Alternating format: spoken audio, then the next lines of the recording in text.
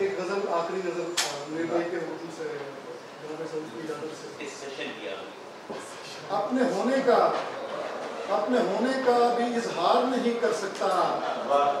اپنے ہونے کا بھی اظہار نہیں کر سکتا،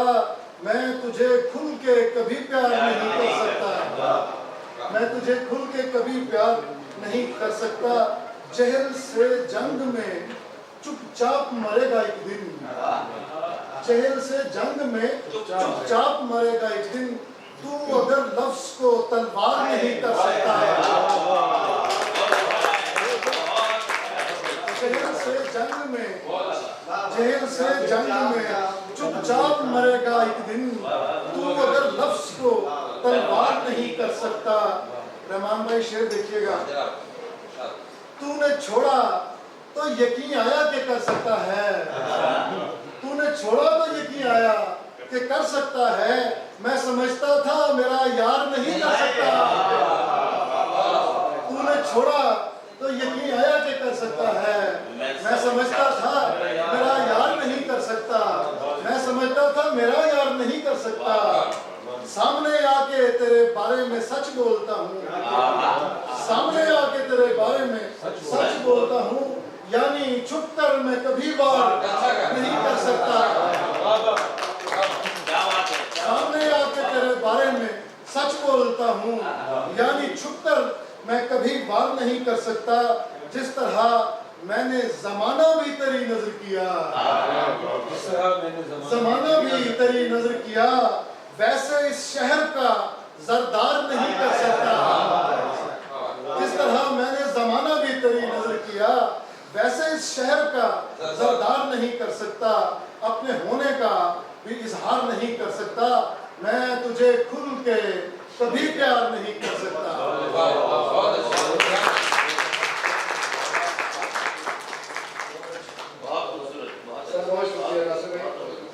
آج کی شام کے صاحب شام احمد حماد اپنے خوبصورت کلام سے سماعتوں کو گلزار کر رہے تھے۔ اب میں آگے بڑھتا ہوں، ہم سب منتظر ہیں بڑے بھائی حارث خلیق صاحب کے۔ حارث خلیق بھائی کی طبیعت بہت زیادہ خراب تھی اور یہ 3-4 دن سے گھر میں نہیں تھے، شعر سن کے اچھی ہوگی، میرے اور حماد کے اصرار پہ انہوں نے کہا کہ رات بھی کہا کہ میرے بدن میں بہت درد اور بخار کی کیفیت تھی، لیکن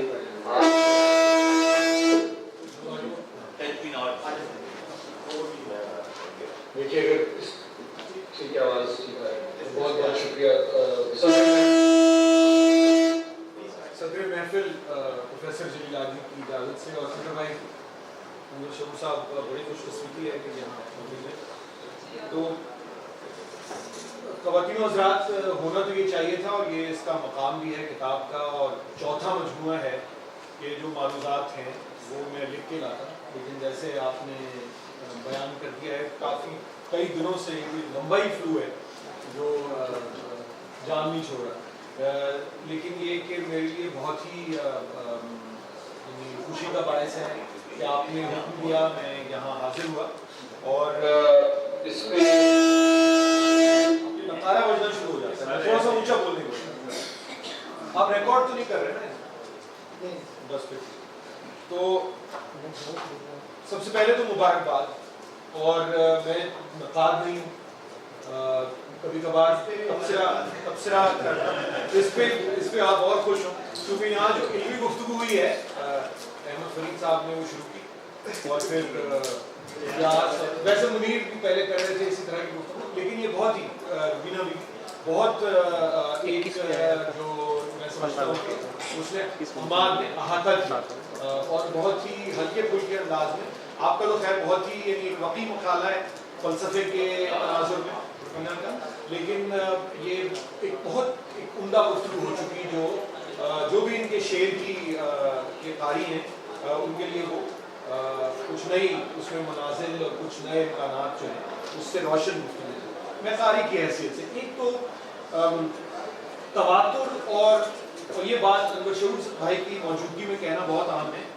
کہ تواتر اور توانائی کے ساتھ شعر کہتے رہنے کا حوصلہ بہت کم لوگوں کو، اور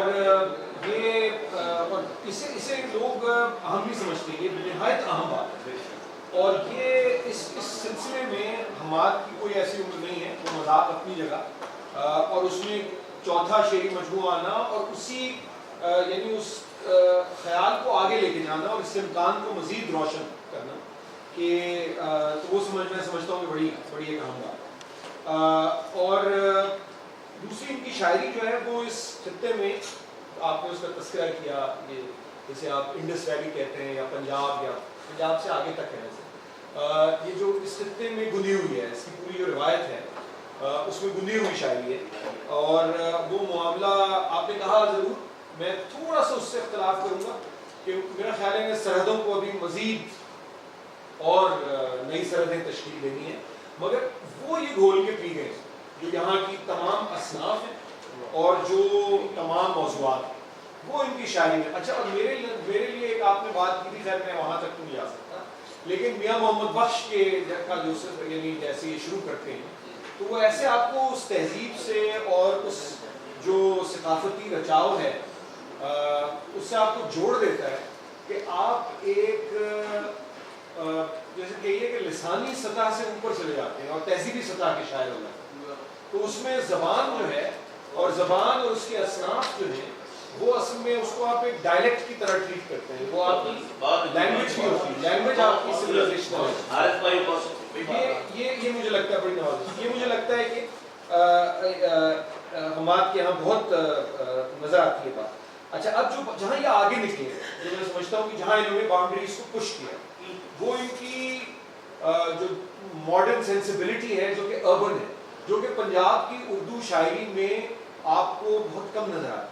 چونکہ ان کا جو عشق کا لوکیل ہے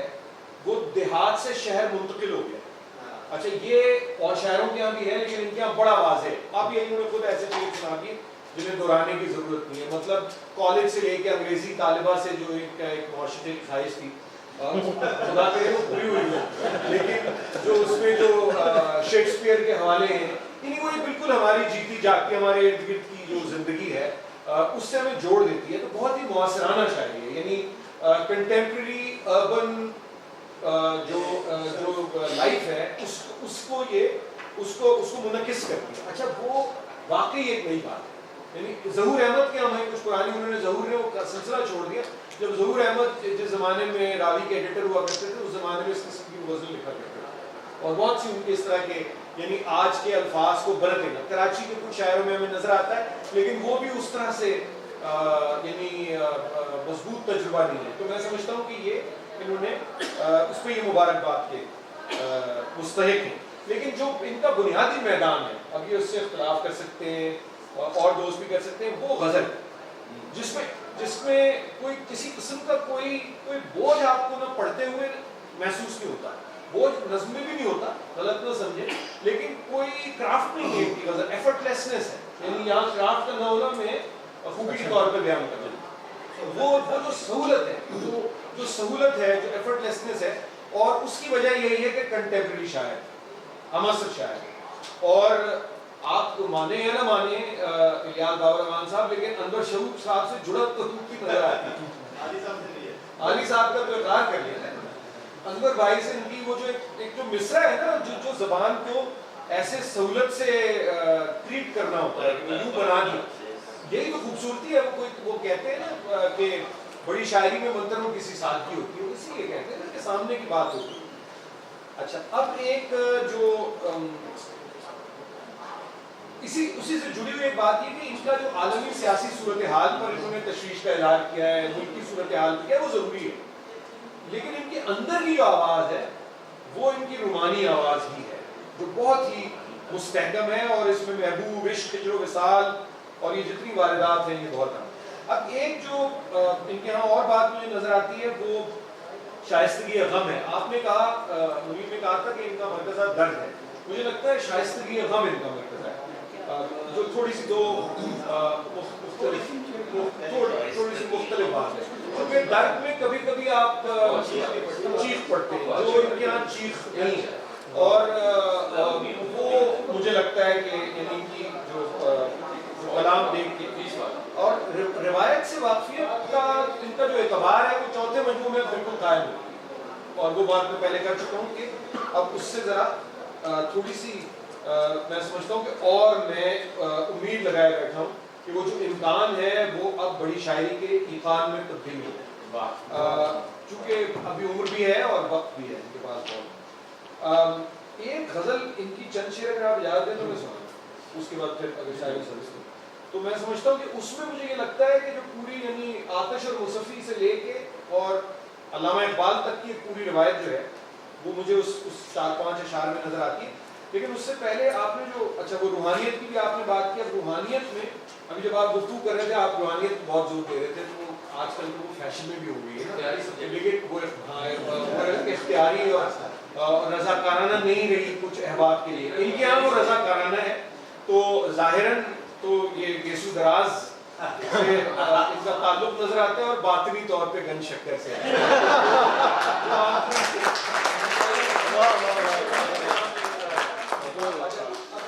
میں اس کے بعد میں اجازت لیتا ہوں۔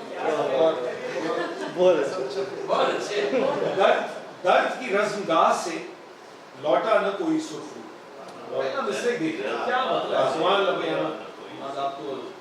اللہ تعالیٰ بہت آپ کو ترقی دے۔ درد کی رزمگاہ سے